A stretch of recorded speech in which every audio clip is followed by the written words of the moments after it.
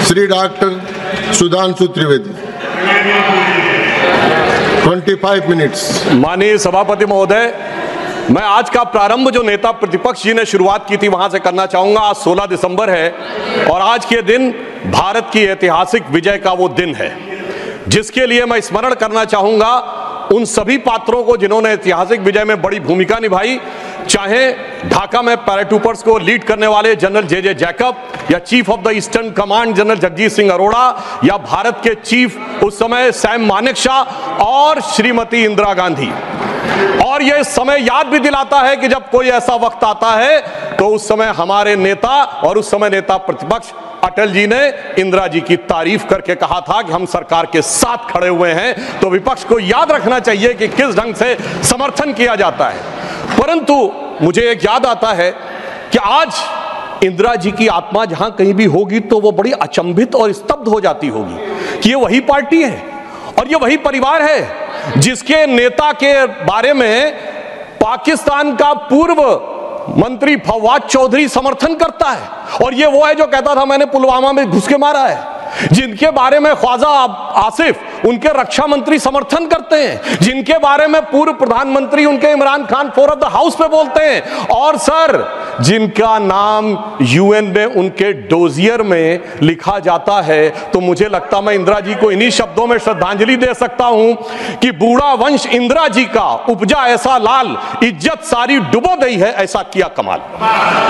अब मैं आगे कहना चाहता हूं सर, मगर एक इस सदन में जब हम 75 वर्ष के ऊपर एकत्र हैं तो शायद 75 वर्ष के इतिहास का वो सबसे ऐतिहासिक मौका था। तो मैं ये कहना सर आपके लिए आगे सुनिए सर, आप अरे लीजिए आप सुनिए, मैं एक बताना चाहता हूं सर, एक महत्वपूर्ण बात ये थी कि एक तरफ 7th फ्लीट भेजा गया था और चंद दिनों के अंदर अमेरिका ने मान्यता भी दे दी थी। हमने 93,000 प्रिजनर ऑफ वॉर छोड़े मगर पीओके में कुछ नहीं कर पाए, चलिए वो एक अलग बात है। हमारे 54 प्रिजनर ऑफ वॉर पाकिस्तान में थे, वो नहीं मिल पाए। ये मुझे आज तक आश्चर्य है कि 93,000 दे के 54 नहीं ले पाए। सुलह की कौन सी शक्ल सुमरती रही। तो मैं इनकी पॉलिसी के लिए कहना चाहूंगा, अरे आपके नेताओं के लिए बोल रहा हूं, एक पंक्ति मैं कह रहा हूं, सुनिए, अरे बात तो सुनिए, काहे परेशान हो रहे हैं। मैं कह रहा हूं चीन छीन देश का गुलाब ले गया। पंडित नेहरू के लिए वो गुलाब का फूल लगाते थे। चीन छीन देश का गुलाब ले गया, ताशकंद में वतन का लाल सो गया और ये सुलह की शक्ल को संवारते रहे और जीतने के बाद बाजी हारते रहे। अब मैं आज के विषय पे आता हूं संविधान के संदर्भ में। अभी अभिषेक मनु सिंघवी जी जो बहुत कृपया आप बैठ जाए। अरे भैया सब दिखाई पड़ रहा है। देखिए मैंने तो इनके नेताओं की तारीफ की फिर भी नहीं हजम हो पा रही है इनसे, इसीलिए मैं कह रहा हूं। अब सुनिए, आज के हम संविधान के विषय पे आते हैं तो संविधान का सबसे पहला वाक्य है we the people of India, हम भारत के लोग। सभापति महोदय, अगर हम लोग और भारत इन 3 शब्दों का अर्थ समझ लें तो संविधान निर्माताओं का मूल भाव समझा जा सकता है, मगर अफसोस सर्वाधिक भ्रम इसी विषय को लेकर किया जाता है। अभी अभिषेक मनु सिंघवी जी ने बोला और कई वक्ताओं ने बोला कि ये बात का आशंका थी कि हम सरवाइव करेंगे कि नहीं डेमोक्रेसी में, मगर हम सरवाइव करने वाली बात नहीं। मैं आज के समय में अपने विपक्षी दलों से कहता हूं, पूरे ईस्टर्न हेमिस्फीयर में उठा के देखिए, बड़े देशों में sustainable absolute and vibrant democracy सिर्फ भारत है और जापान और ऑस्ट्रेलिया तो कॉन्स्टिट्यूशनल मोनार्की हैं। तो पूरे पूर्वी गोलार्ध में यदि देखा जाए तो absolute democracy, vibrant democracy, consistent democracy सिर्फ भारत है। और यह भी समझना चाहिए आज डेमोक्रेसी के अंडर में सर 34% पॉपुलेशन है विश्व की, जिसमें 17% अकेले हम हैं। We are the defenders of democracy in the entire world. कोई और नहीं है जिसे दूसरे नेता जाकर समझते होंगे। परंतु मैं यह भी बताना चाहता हूं, हम डेमोक्रेसी में सरवाइव किए हैं तो यह कोई अनायास नहीं। कॉन्स्टिट्यूएंट असेंबली की डिबेट में डॉक्टर राधाकृष्णन ने कहा था, मैं कोट करता हूं, कि गणतांत्रिक व्यवस्था इस देश के लिए कोई नया प्रयोग नहीं है, यह इतिहास के आरंभ काल से भारत की व्यवस्था में थी। मैं बाबा साहब अंबेडकर को कोट करना चाहूंगा, उन्होंने कहा लोकतंत्र की अवधारणा भारत के लिए कोई बाहर की अवधारणा नहीं है, it's not an align object. ये कोई अपरिचित चीज नहीं है, प्राचीन काल से भारत की व्यवस्थाओं में निहित थी और उन्होंने बौद्ध संघों का उल्लेख किया। और मैं अपने सम्मानी मित्रों से कहना चाहता हूं, लोकतंत्र की व्यवस्था भारत में कहां से थी? 12वीं शताब्दी के कर्नाटक में भगवान वासवन्ना के अनुभव मंडपों को देखिए। चोल साम्राज्य में 8वीं और 9वीं शताब्दी में इलेक्टेड गांव के प्रतिनिधि होते थे, 6 कमेटियां होती थी जो इलेक्टेड ढंग से काम चलाती थी। उसके पीछे जाइए तो वैशाली का गणराज्य, जिसका उल्लेख हमारे जदयू के अध्यक्ष जी ने भी किया, और उसके पीछे जाइए तो वैदिक काल में सभा और समितियां बैठकर इसी लोकतांत्रिक व्यवस्था के तहत कार्य किया करती थी। तो बाबा साहब अंबेडकर जो ड्राफ्टिंग कमेटी के चेयरमैन थे, अगर उन्होंने इन सारी परंपराओं के चित्र उसमें रखे हैं, इसका अर्थ हुआ कि भारत की डेमोक्रेसी मूल रूप में वहां से आती है। वैसे मैं एक और चीज कोट कर दूं, भारत रत्न पूर्व राष्ट्रपति डॉक्टर प्रणब मुखर्जी जी ने भी जून 2018 में आरएसएस हेडक्वार्टर पे अपने भाषण में कहा था कि भारत ही लोकतंत्र का मूल है और वैशाली का गणराज्य विश्व का पहला गणराज्य था। अब मैं बताना चाहता हूं कि हम भारत कैसा है, क्योंकि हमारे विरोधी लोगों को थोड़ा विदेश की बात ज्यादा समझ में आती है, तो देश क्या कहता है उससे ज्यादा समझिए विदेश क्या कहता है। और मैं सिर्फ 2 ही बड़े लोगों के नाम लूंगा। चाइना, मैं कहता हूं कोई भी जाके चेक करे, चाइना में एंशिएंट चाइनीज में भारत का नाम क्या है? ट्यानजाओ, TIANZHOU। जाओ शब्द वहां पर केंद्र के लिए प्रयोग होता है, जैसे हमारी भारत में पुर, जयपुर, नागपुर, कानपुर वगैरह वगैरह। अब ट्यानजाओ अगर आप जाके आज सर्च करेंगे तो विकिपीडिया में कुछ उन्होंने घपला कर रखा है, सीधे सीधे लिख के नहीं आता, पर चाइनीज भाषा की डिक्शनरी में जाइए, TIN, ट्यान का अर्थ है हेवन और जाओ का अर्थ है केंद्र। तो चाइना के एंशिएंट में माना जाता था भारत क्या है? It is the centre of heaven. Ancient Japanese में भारत का नाम है टेंजुक, that is the centre of heaven. और ये कहते देश ही नहीं था, और चीन भी कह रहा है और जापान भी कह रहे हैं कि ये देश तो वो है जो स्वर्ग का केंद्र था। अब मैं बताना चाहता हूं, मिडिल ईस्ट में, अरब में 8वीं और 10वीं शताब्दी में जितने भी बड़े बड़े अरब के राइटर्स हुए, चाहे इब्ने असीर हो, इब्ने कसीर हो, इब्ने तबरी हो, इब्ने खल्दूम हो, उन्होंने क्या लिखा है? अजीदुल रिहल उल इलामीन बिल इलादुल हिंद, यानी when I look towards the India the cool breeze of knowledge comes to us. तो इधर का भी, पूरब का भी बता दिया, पश्चिम का भी बता दिया, मगर हम क्या करें? आर्थर शोपेनहावर ने लिखा इंडिया के लिए कि यहां पर product of highest human wisdom की ऊपनिषदिक फिलॉसफी आई है। ये हमारा देश था, मगर अफसोस आज भी लोग ये कहते हैं कि जब माननीय प्रधानमंत्री जी ये कहते हैं कि Bharat is a mother of democracy, तो ये संविधान की मूल भावना के अनुरूप कहते हैं, मगर अभी भी कहीं कहीं लोगों को डिफेंडर्स ऑफ डेमोक्रेसी कहीं और से नजर आते हैं। इसलिए हमारे इस देश के लिए सभापति महोदय क्या कहा जाता था? गायन्ति देवः किल गीत कानी धन्यास्तुते भारत भूमि भागा स्वर्गा पवर्गास्पद भाग हेतु भवंति भूयः पुरुषा स्वरत्वात्। अर्थात ये भारत भूमि धन्य है, देवता जिसकी स्तुति में गीत गाते हैं, क्योंकि स्वर्ग में रहने के बाद भी मनुष्य के रूप में जन्म लेने को यहां लालायित रहते हैं, क्योंकि हम मोक्ष भूमि है। और वैसे ऑन द लाइटर नोट मैं कहना चाहूंगा, जो लोग मानते नहीं है कि भारत डेमोक्रेसी कि वो कहते हैं इंग्लैंड के मैग्ना कार्टा 1215 से आया था, वो इंग्लैंड को मानते मदर ऑफ डेमोक्रेसी। तो सभापति महोदय मैं कहना चाहूंगा कि इंग्लैंड के पूर्व प्रधानमंत्री की मदर इन लॉ हमारी इसी सदन की सदस्य हैं, तो मदर ऑफ डेमोक्रेसी ना मानो तो mother in law of democracy ही मान लेना चाहिए। अब मैं ये कहना चाहता हूं महोदय कि ये देश कैसे एक था जो वी द पीपुल कहा गया है। मैं बताना चाहता हूं कि जब माननीय प्रधानमंत्री जी ने श्री राम जन्मभूमि का उद्घाटन करना था, तो उससे पहले वो दक्षिण के जिन मंदिरों में गए थे उसमें से एक तमिलनाडु का श्रीरंगम मंदिर है। उस श्रीरंगम मंदिर का महत्ता क्या है? यह माना जाता है कि अयोध्या के जो कुल देवता हैं भगवान विष्णु, वो श्रीरंगम के रूप में वहां विद्यमान हैं, क्योंकि जब उन्हें युद्ध करना था, विभीषण का राज्याभिषेक करना था, तो अपने कुल देवता को वहां स्थापित किया। समझिए, अयोध्या के वो नरेश हैं पर कुल देवता तमिलनाडु में है। देश इस प्रकार से जुड़ता है। भगवान कृष्ण ने अपना शरीर छोड़ा द्वारका में और हृदय उनका जगन्नाथपुरी में है। देश इस तरीके से जुड़ता है। इसके बावजूद लोगों को समझ में नहीं आता कि यह देश कभी जुड़ता था। तो मैं कहना चाहता हूं, आज भी कभी जब आप पूजा करते हैं तो हाथ में जब जल लेते हैं तो पंडित क्या बोलते हैं? गंगे च यमुने च गोदावरी सरस्वती नर्मदे सिंधु कावेरी जलेस्मिन् सन्निधिं कुरु। देश की सारी नदियों का स्मरण हो जाता है। इस प्रकार से देश एक संकल्प के थ्रू आकर एक प्रकार से जुड़ता है। और इसीलिए इसकी डेफिनेशन भी दी गई। अगर इंडिया दैट इज भारत कहा गया है हमारे कॉन्स्टिट्यूशन में, तो इंडिया एक ज्योग्राफिकल कॉनोटेशन है जो इंडस रिवर के इस तरफ है, तो फिर देश कैसे नहीं था। और भारत के बारे में कहा गया है उत्तरम यद समुद्र से दक्षिणम च हिमाद्री वर्षम यद भारत नाम भारतीय से संतति। पूरे भारत की डेफिनेशन दी गई है जो समुद्र के उत्तर में और हिमालय के दक्षिण में है। मगर हम क्या बताएं कि अभी भी लोगों के दिमाग में वो विचार है। अब मैं अगले विषय के ऊपर आता हूं। स्वतंत्रता आंदोलन, कांग्रेस बहुत दावा करती है कि उसने स्वतंत्रता आंदोलन में बड़ा काम किया। निश्चित रूप से योगदान था कांग्रेस के बड़े नेताओं का, हम इसको नकारते नहीं हैं।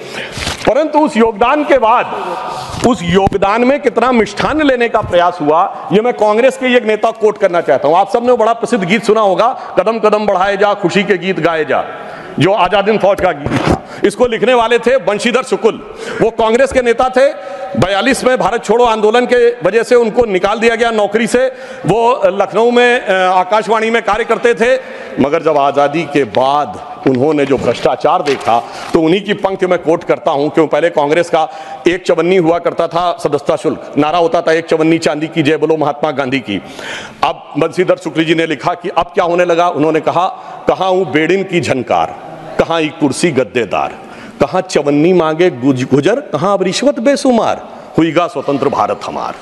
और आगे उन्होंने लिखा कि कॉलेज की सब खिड़की स्वतंत्र, टीचर लड़का लड़की स्वतंत्र, हाकिम स्वतंत्र हरहा स्वतंत्र, गलियार घूर चरहा स्वतंत्र, परतंत्र हुए ईमानदार, हुईगा स्वतंत्र भारत हमार। ये तो मैं 1950 के आसपास की बात बता रहा हूं, जिस जमाने के विषय में आप ये कहते। मगर अब मैं आता हूं संविधान में, जो पहला संविधान संशोधन किया गया, जिसके बारे में हमारे बहुत से लोग बोल चुके हैं, मैं डिटेल में नहीं जाना चाहता। मैं सिर्फ ये बताना चाहता हूं, अभिव्यक्ति की स्वतंत्रता या फ्रीडम ऑफ स्पीच हमारी परंपरा में है।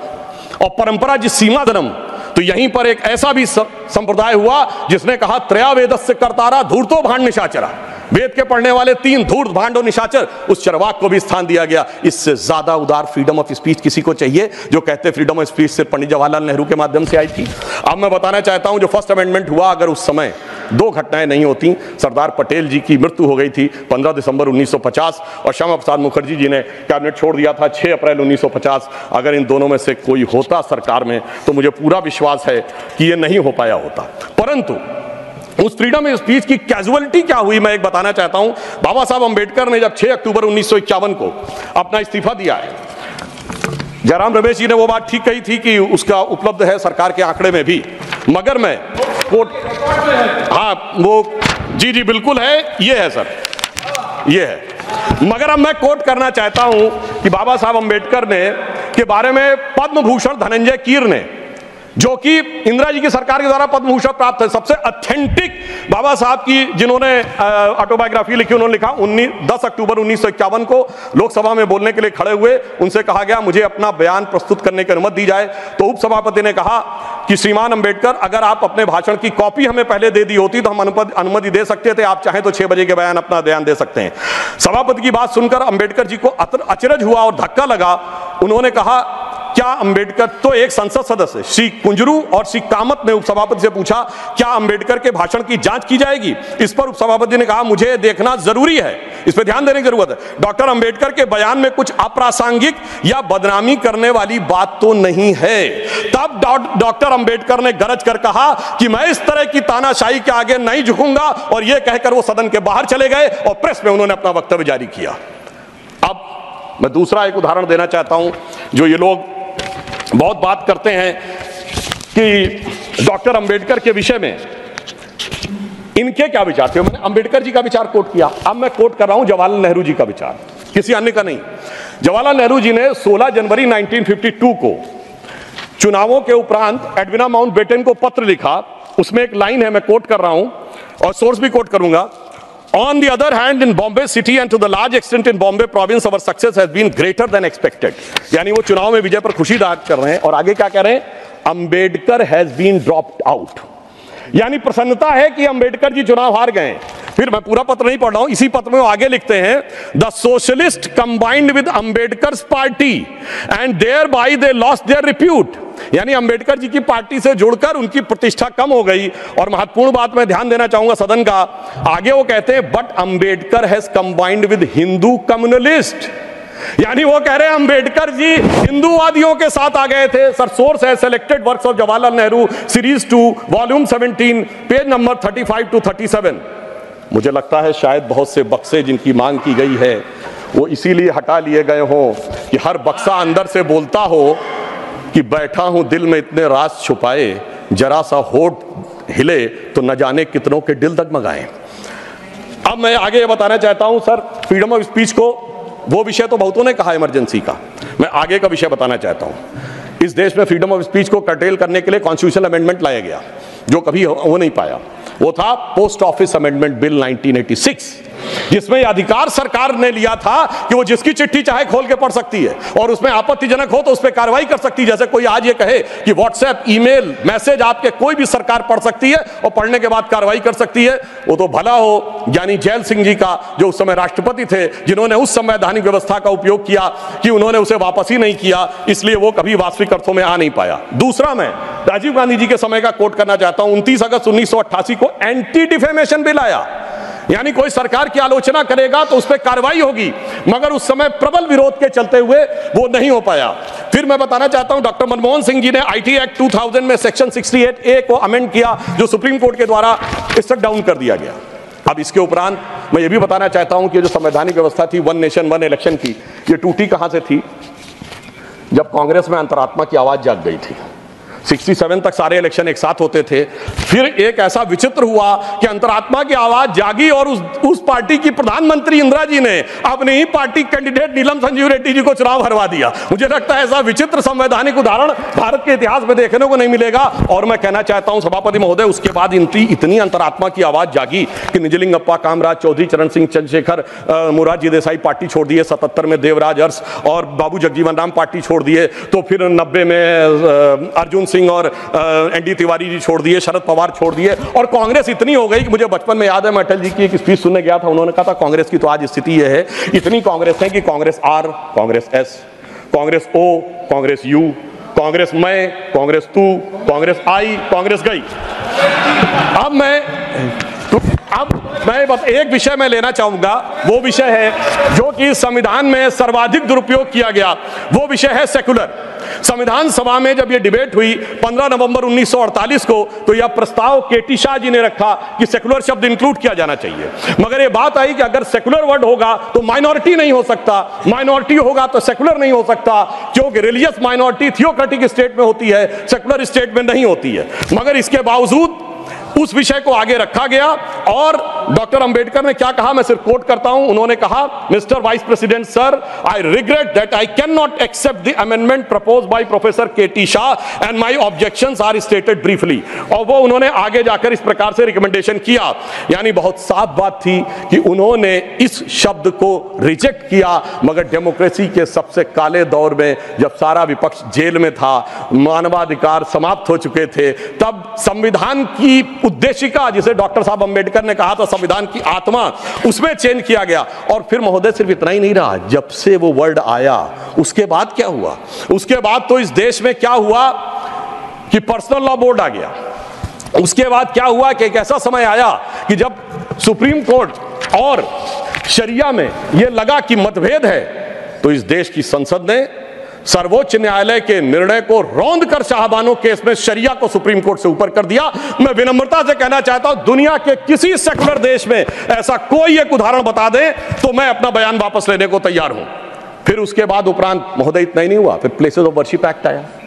वो कहता है कि 15 अगस्त 1947 के बाद कोई चेंज नहीं होगा, ठीक है, मगर महोदय फिर वक्फ बोर्ड एक्ट आया जो ये कहता है कि कोई समय सीमा नहीं रहेगी। और सूरत नगर निगम पे दावा किस बात पे है कि मुगलों के जमाने में वो सराय थी। तिरुचिरापल्ली के तिरुचुनेरी मंदिर पे इस बात पे है कि अरकाट के नवाब ने दे दिया था। यानी 200 साल 300 साल पहले के सरकारों के वो फरमान जो कि सरकारें किस हिसाब से मानती थी। फिर कम्युनल वायलेंस बिल आया। अब मैं सिर्फ संक्षेप में 10 बिंदु बोलना चाहता हूं। जो लोग आज कहते हैं इस संविधान में उन्होंने क्या किया, मदरसा बोर्ड आया, मुस्लिम पर्सनल लॉ बोर्ड, इन सबको संवैधानिक मान्यता, संवैधानिक संरक्षण प्राप्त है। 4 पत्नी रखना, ट्रिपल तलाक, हलाला, मेहरम बालिका से विवाह करना, तलाकशुदा महिला को कोई मुआवजा न देना, हज सब्सिडी, वक्फ बोर्ड। अब मैं कहना चाहता हूं मैं विनम्रता से कहना चाहता हूं कि इन लोगों ने इस कॉन्स्टिट्यूशन को सेकुलरिज्म का शिकार करते हुए इसको पार्शियली शरिया कॉन्स्टिट्यूशन बनाने का प्रयास किया। अन्यथा कोई गैर मुस्लिम देश दिखा दे कि जिसमें कि इस प्रकार की बात हुई हो, कोई सेकुलर देश, 200 देश हैं, बड़े विद्वान लोग बैठे हुए हैं वहां पर। मैं बताना चाहता हूं, कोई उदाहरण बताइएगा जिस स्टेट में सुप्रीम कोर्ट से ऊपर शरिया हो। अब मैं बताना चाहता हूं, बड़े विद्वान लोग उधर बैठे हुए हैं, मुझे कोई जरूरत नहीं है 200 में सिर्फ 4 सेकुलर देश बताइएगा, मैं अपना बयान वापस ले लूंगा, जहां शरिया सर्वोच्च न्यायालय से ऊपर हो। और मैं ये भी बताना चाहता हूं, इतना ही नहीं था सर, संविधान का अपमान आप लोगों ने किया।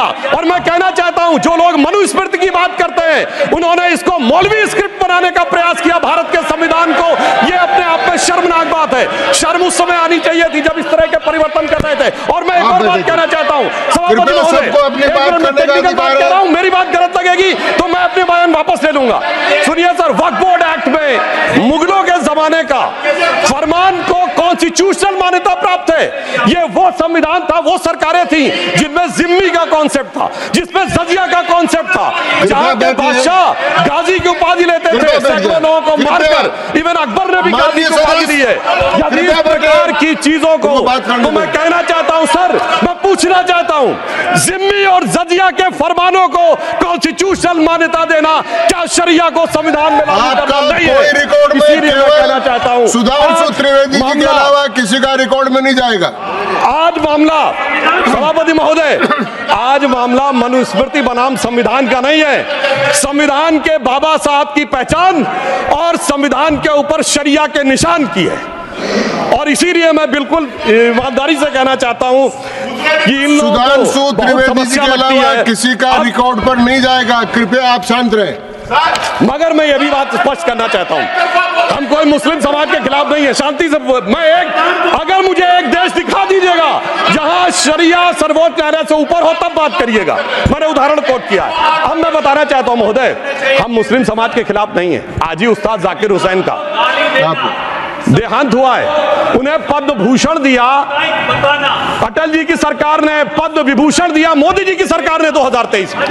मैं पूछना चाहता हूं, ये बताइए, आपको अब्दुल रहीम खान खाना, रस खान, मलिक मोहम्मद जायसी, अशफाक उल्लाह खां, वीर अब्दुल हमीद, डॉक्टर APJ अबुल कलाम क्यों नजर नहीं आते?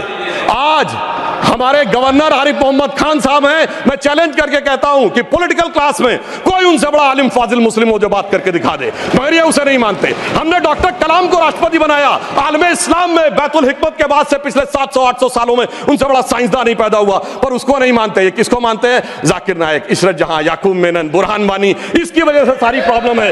यहाँ सोच कट्टरपंथी जहनियत की है। और मैं सभापति महोदय एक और फैक्ट कोट करना चाहता हूं, इन लोगों को बहुत वो लगता है, तो मैं फ्रीडम हाउस रिपोर्ट, वैसे फ्रीडम हाउस में बहुत से लोग इनके मित्र लोग भी हैं, उसका annual survey of political rights and civil liberties 1999-2000 वो कहता है कि दुनिया में धार्मिक मान्यता का लोकतंत्र से क्या रिश्ता है। तो वो पेज नंबर 10 और 11 पे लिखता है, there is a strong correlation between electoral democracy and Hinduism. वो कहता है कि जहां हिंदू धर्म है वहां पर ज्यादा डेमोक्रेसी, और उसमें Fiji, Guyana, Mauritius, Bharat, Nepal बहुतों को कोट किया है। और फिर उसने जो आगे कहा है वो इनको लगेगा, फिर उसने बुद्धिस्ट, व्हाट्सएप नहीं, मैंने कोट किया है रिपोर्ट के साथ, हवा में बात मत करिए। अब मैं आपको बताना चाहता हूं, और उन्होंने आगे एक और बात कही है।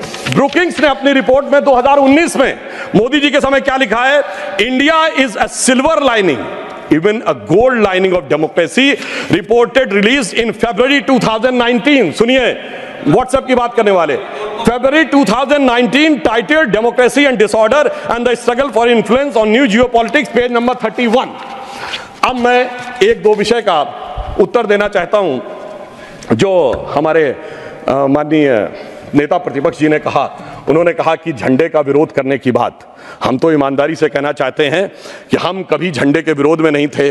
झंडे में, अब सर पूरी बात सुनिए सर, मैं कोट कर रहा हूं, अब सर मैं कोट कर रहा हूं, अब सुनिए सर, मैं महात्मा गांधी को कोट कर रहा हूं, सुनिए सर, महात्मा गांधी कोट कर रहा हूं। महात्मा गांधी ने 6 अगस्त 1947 को कहा, अगर भारत के झंडे पर चरखा अंकित नहीं होगा तो इस झंडे का अभिवादन करने से मैं इनकार कर दूंगा। आप तो जानते ही हैं, भारत के राष्ट्रीय झंडे पर सबसे पहली परिकल्पना मैंने की थी। बिना चरखे के निशान के भारतीय झंडे की कल्पना नहीं है। वैसे पंडित नेहरू अन्य लोगों ने मुझे बताया है कि नए ध्वज में बना चक्र चिन्ह चरखे का प्रतीक है। कुछ लोग इसे सुदर्शन चक्र बताते हैं, मगर मैं समझता हूं क्या है सर, स्रोत है संपूर्ण गांधी वाङ्मय खंड 89 पृष्ठ 11। अब आप बताइए, आप कहेंगे कि महात्मा गांधी उनका विरोध कर रहे थे, इसलिए मैं कहना चाहता हूं महोदय, 2-3 मिनट में समाप्त कर दें। जी मैं समाप्त कर रहा हूं सर। एक बात और कहना चाहता हूं, अंगूठा कटवाने की बहुत बात कही गई। वैसे इतने अंगूठे कटे हैं पिछले 60-70 सालों में कि उन एकलव्यों से पूछ लिया जाए तो समझ में आ जाएगा। मगर जो लोग बहुत ज्ञान बघाड़ते हैं, मैं उनसे पूछना चाहता हूं, किसी ने महाभारत में पढ़ा है क्या कि मैकाले का ही थॉट पढ़े आ रहे हैं? मैं किसी के प्रति अपमान नहीं करना चाहता, 100 में 99 लोगों को यह नहीं पता कि वो किस चैप्टर में है।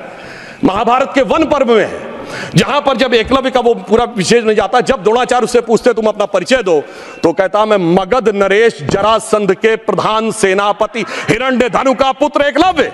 He was the chief of the armed forces. माननीय सदस्यगण, आप ऐसे कहते हैं जैसे माननीय सदस्यगण, जो बचे हुए माननीय सदस्य बोलने वाले हैं उनको कल अवसर मिल सकेगा।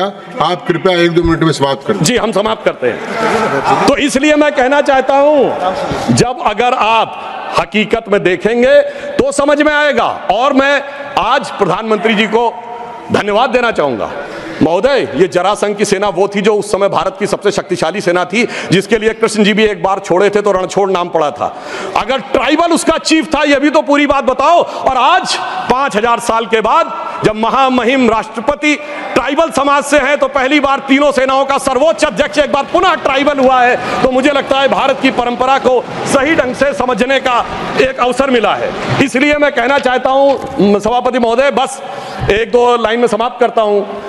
अगर महाभारत ही पढ़ना है तो महर्षि वेदव्यास की दृष्टि से पढ़ो, विदुर की दृष्टि से पढ़ो, शकुनी की दृष्टि से पढ़ोगे, भाइयों को लड़ाने वाले शकुनी की दृष्टि से तो यही नजर आएगा। मगर क्या बताए सभापति महोदय, ये भाइयों में लड़ाने वाले शकुनी, भाइयों में लड़ाने वाले मंथरा की मनोवृत्ति इतनी व्याप्त हो गई है देश में कि आज इस देश को, और मैं एक पॉइंट और कहना चाहता हूं सर, कमिटेड जुडिशरी की तो बहुत बात की गई, पर इस देश में एक ऐसा उदाहरण भी हुआ है जब एक जज कांग्रेस का नेता रहने के बाद जज हो गया।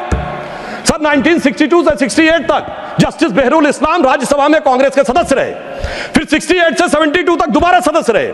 72 में उन्होंने रिजाइन किया और जाकर बन गए गुवाहाटी हाईकोर्ट के जज। फिर वो वहां बने चीफ जस्टिस गुवाहाटी हाईकोर्ट में। उसके बाद महोदय उन्होंने रिजाइन किया और बरपेटा से कांग्रेस का टिकट मिला। अब वो टिकट इलेक्शन काउंटरमांड हो गया, 84 में फिर राज्यसभा के सदस्य बन गए। अरे भाई, इस्तीफे के बाद आप बहुत कहेंगे कि जो राज्यसभा में आए कांग्रेस के नेता सांसद रहने के बाद, और उन्हें सुप्रीम कोर्ट का जज 8 महीने के गैप के बाद बनाया गया। मुझे लगता है संविधान का इससे बड़ा अपमान नहीं हो सकता था जो हमें देखने को मिला।